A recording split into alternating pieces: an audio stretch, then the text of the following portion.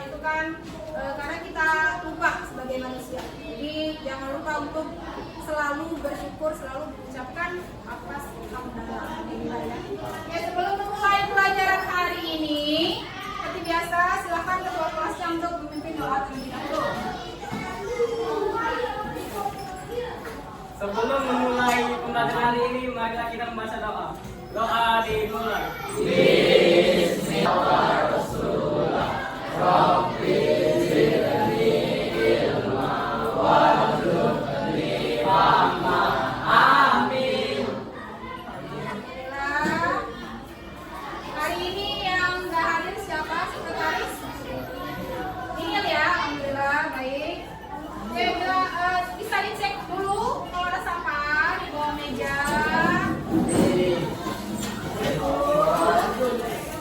Ada ya, kalau ada sampah dibuang dulu.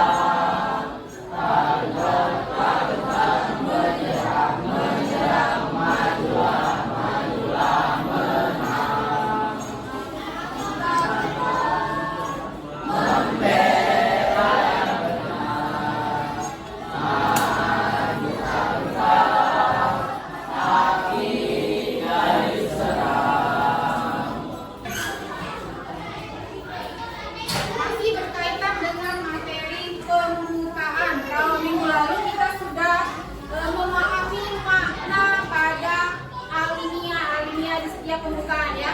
Sekarang ibu mau tampilkan video.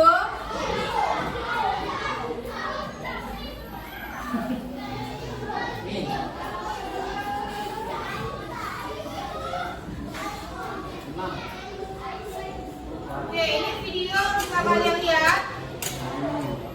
Sedikit gambaran tentang perjuangan pahlawan-pahlawan kita melawan para penjajah. Kita lihat videonya.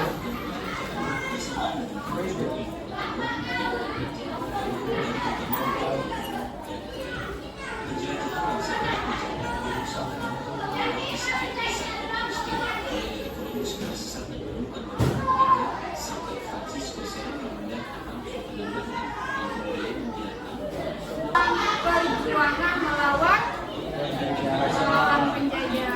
Oke, kita terus ya. Sekarang ibu mau tanya nih, video tadi yang barusan kita tonton, walaupun beberapa nggak sampai 1 menit ya, siapa yang bisa menghubungkan video tadi berkaitan dengan alinea keberapa? Katakan. Roti, coba Roti. Alinea pertama, betul nggak? Kenapa alinea pertama? Benar ya, tepat sekali jawaban dari teman kita, Toti. Ada yang bisa memberikan alasan kenapa alinea pertama berkaitan dengan video tersebut?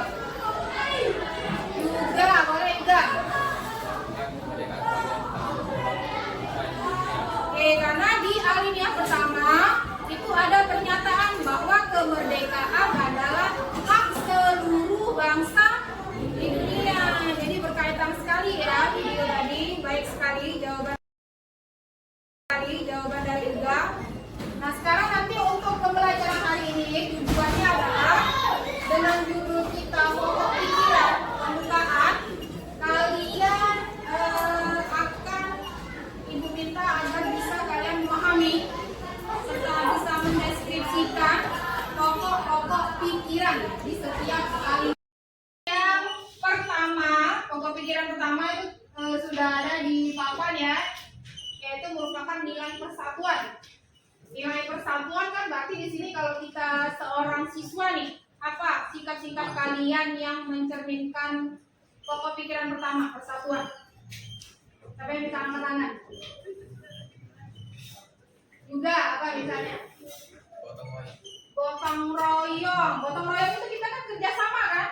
Kalau nggak ada nilai persatuan, males biarin orang aja yang kerja, aku mah lihat aja. Berarti kan nggak mau bersatu ya, mikirnya berarti dia ingin enak sendiri, ingin menang sendiri. Jadi kalau ada jiwa ingin bersatu, maka akan mau tuh melakukan apa saja secara bersama-sama. Contohnya tadi gotong royong tadi ya. Baik, itu tadi jawaban dari teman kita juga untuk contoh dari nilai persatuan. Yang kedua, pokok pikiran kedua yaitu keadilan sosial. Di sini bagaimana pemerintah kita khususnya bisa menerapkan atau bisa semua masyarakat Indonesia itu merata merasakan yang namanya keadilan.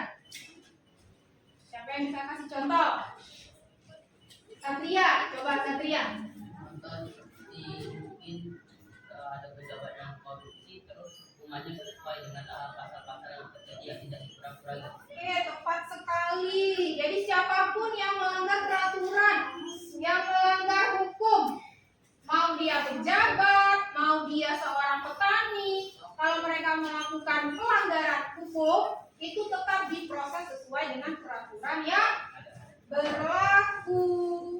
Sekarang siapa yang tahu nih, siapa yang nonton TV atau yang lagi viral di medsos, pelanggaran hukum yang dilakukan oleh anak seorang pejabat DPR? Nah, ngikutin nggak tuh? Ngikutin nggak kasusnya ya?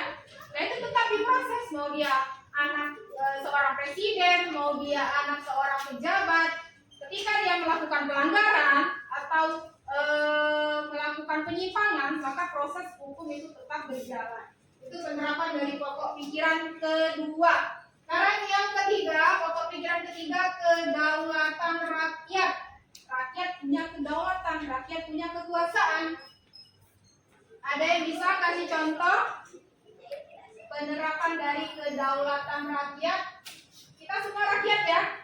Atau ada presiden di sini? Tidak ada dong ya, semuanya rakyat. Status kita di dalam Indonesia ini berstatus sebagai rakyat. Apa kekuasaan kita? Kita boleh apa nih sebagai rakyat? Di Indonesia kita haknya apa? Rekan-rekan siapa yang bisa? Hak kita sebagai warga negara. Satria. Bebas memilih calon presiden. Betul sekali. Yang milih presiden siapa? Rakyat. Tentunya dengan peraturan-peraturan tertentu ya, syarat-syarat yang berlaku. Kalau kita masih SMP, masih usia di bawah 17, belum dapat itu haknya. Betul ya, yang dijawab oleh teman kalian. Satria, salah satunya kedaulatan kita atau kekuasaan kita dalam menentukan siapa yang akan menjadi presiden. Itu kalau sudah usianya udah nyampe 17. Kalau sekarang nih masih berstatus siswa SMP, apa hak kalian? Mendapatkan pendidikan yang Tepat sekali, Amira. Mendapatkan pendidikan. Ini lagi duduk ngapain? Belajar kan? Nah, itu hak kalian. Hak kita sebagai rakyat, sebagai warga negara itu sudah diatur. Pendidikan itu diatur di pasal 31. Kalau di SD kan gratis ya. Kalau kita swasta ya berarti harus ada administrasinya, harus tetap diselesaikan. Oke, baik sekali, itu penerapan dari pokok pikiran ketiga. Yang terakhir, pokok pikiran keempat, ketuhanan dengan berlandaskan kemanusiaan, menjunjung tinggi kemanusiaan. Jadi kalau kita dapat simpulkan pokok pikiran keempat itu adalah kalau kita tahu ajaran agama, ketuhanan nih, kita paham nih aturan-aturan agama kita apa, itu pasti akan mengerucut ke hati nurani ya. Kita akan memiliki yang namanya jiwa kemanusiaan kita tuh pasti tinggi. Jadi kalau nggak pernah sholat, nggak pernah ibadah, nah itu pasti dipertanyakan tuh hati nuraninya. Maka akan mudah sekali dia melakukan tindakan-tindakan bunuh, menyakiti seseorang, melakukan perundungan, karena basicnya agamanya udah nggak ada ya. Jadi berharap kalian di kelas ini agamanya itu penting sekali agama biar nanti attitude-nya, perilakunya itu juga akan mengiring ke arah kebaikan. Sekarang siapa yang bisa kasih contoh pokok pikiran keempat atau yang punya jiwa kemanusiaan? Alif. Kalau teman yang sedang Menolong teman yang mengalami kesulitan. Sudah sering melakukan hal tersebut? Alif bisa jawab karena pernah, pasti pernah melakukan hal tersebut ya, meringankan pekerjaan teman atau memudahkan urusan. Beberapa pejabat-pejabat yang ditangkap oleh KPK ya, yang ditangkap oleh KPK berarti mereka tersandung kasus korupsi atau kolusi dan nepotisme. Sama perintahnya dengan kelompok satu tadi, kasus KKN ini jika dihubungkan dengan pokok pikiran itu bertentangan dengan pokok pikiran berapa? Nanti kalian juga tuliskan faktor-faktor yang menyebabkan masalah tersebut bisa terjadi ya. Nah, lanjut untuk kelompok 3 nih.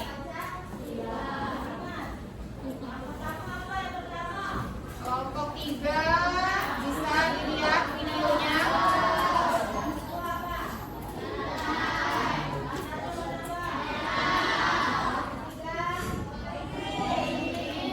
Oke, perhatikan videonya, ini menggambarkan kejadian apa?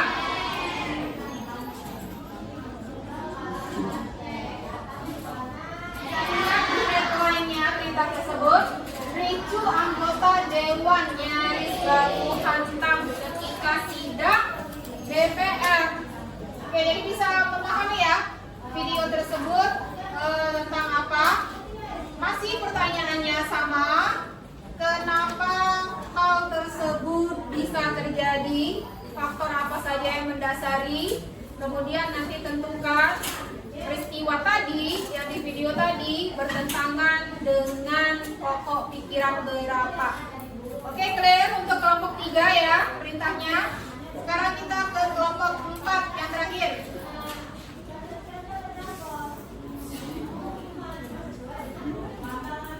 Kelompok 4.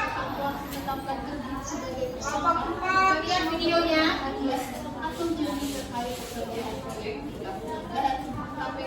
Nah, ini kelompok 4. Paham nggak ini tentang apa videonya?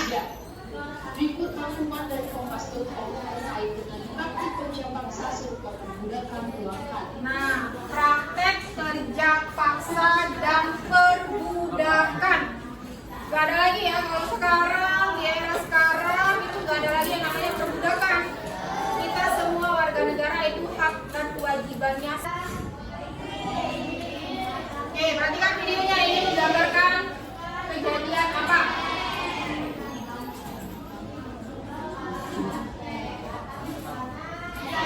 Headline-nya berita tersebut, ricu anggota dewan nyaris baku hantam ketika sidang DPR.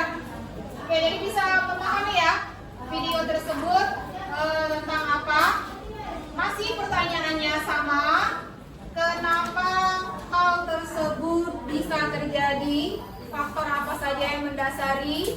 Kemudian nanti tentukan peristiwa tadi yang di video tadi bertentangan dengan pokok pikiran berapa. Oke, clear untuk kelompok 3 ya perintahnya. Sekarang kita ke kelompok 4 yang terakhir.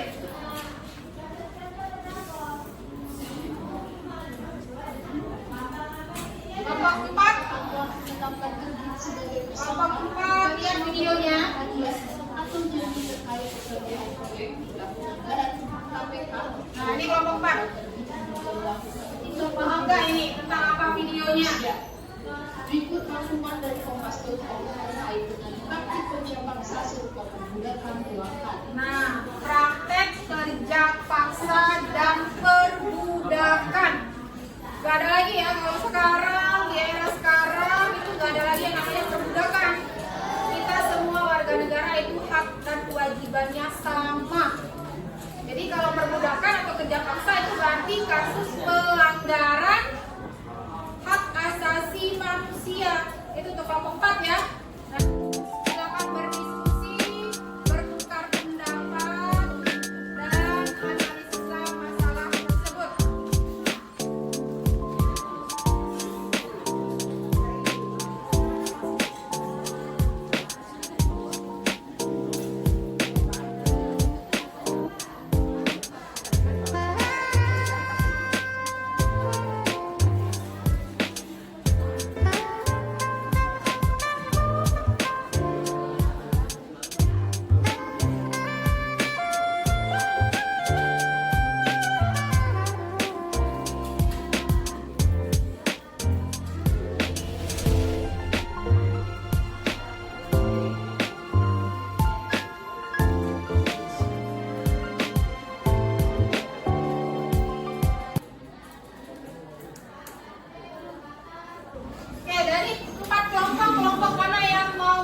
menceritakan hasil diskusi dengan teman-temannya.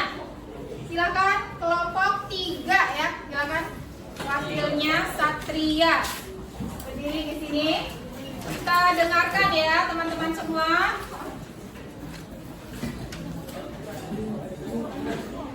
Perhatikan. Kasus sidang DPR RIU merupakan contoh sikap yang gentayangan di media sosial hari ini. Pokok pikiran yang tepat dengan kasus adalah pokok pikiran ketiga, yaitu kedaulatan rakyat.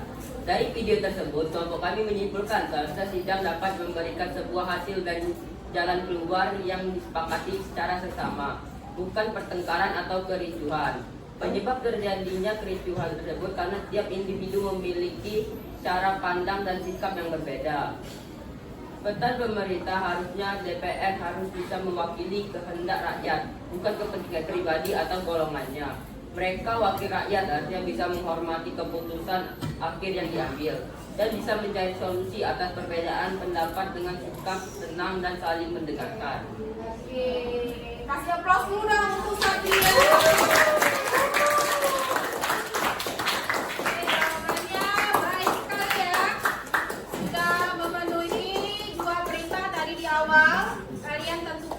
Pokok pikirannya bertentangan dengan pokok pikiran berapa?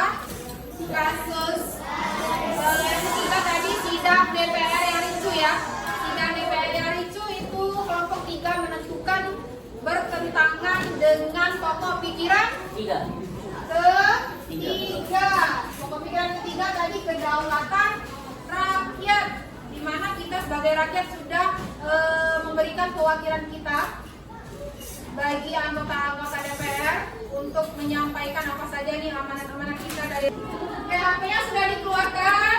Baik, dikeluarkan mengirimkan link Google Form di mana kalian akan mengerjakan soal tersebut di HP kalian masing-masing.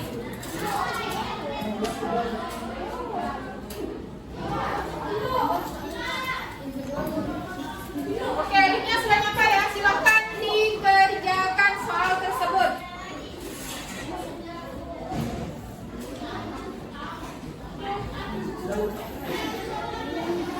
Silakan dikerjakan soal tersebut. Iya.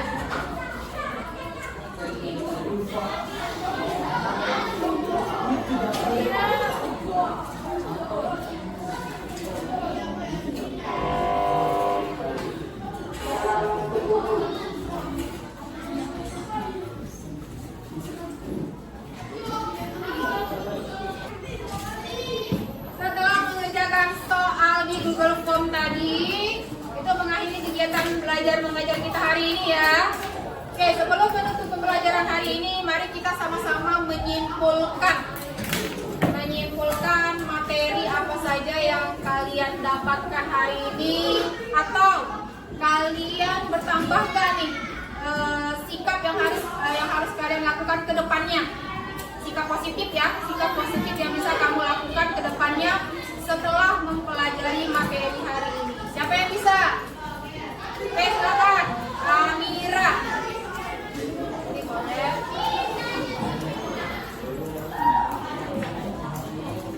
Kesimpulan untuk pelajaran hari ini adalah kita harus dapat menerapkan isi dari pokok-pokok pikiran. Contohnya, kita sebagai pelajar harus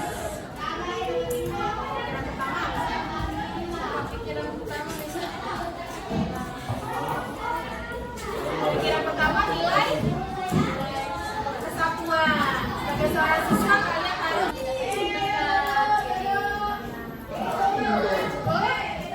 Oke, kasih aplaus dong buat Amira.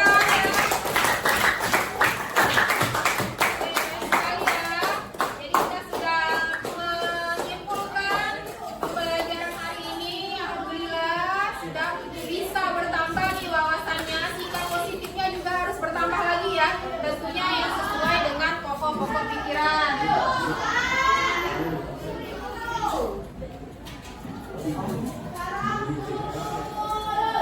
Oke, sebelum kita mengakhiri kegiatan pembelajaran hari ini, minggu depan kita akan mempelajari materi yang masih berkaitan dengan pembukaan ya. Kalau hari ini kita minggu depan kita akan pelajari sikap positifnya. Kalau tadi kan masalah-masalahnya ya, atau sikap yang bertentangan. Minggu depan kita akan pelajari sikap-sikap positif yang sesuai dengan pokok-pokok pikiran pembukaan. Baik, sama-sama kita menutup pembelajaran hari ini dengan melafazkan hamdalah.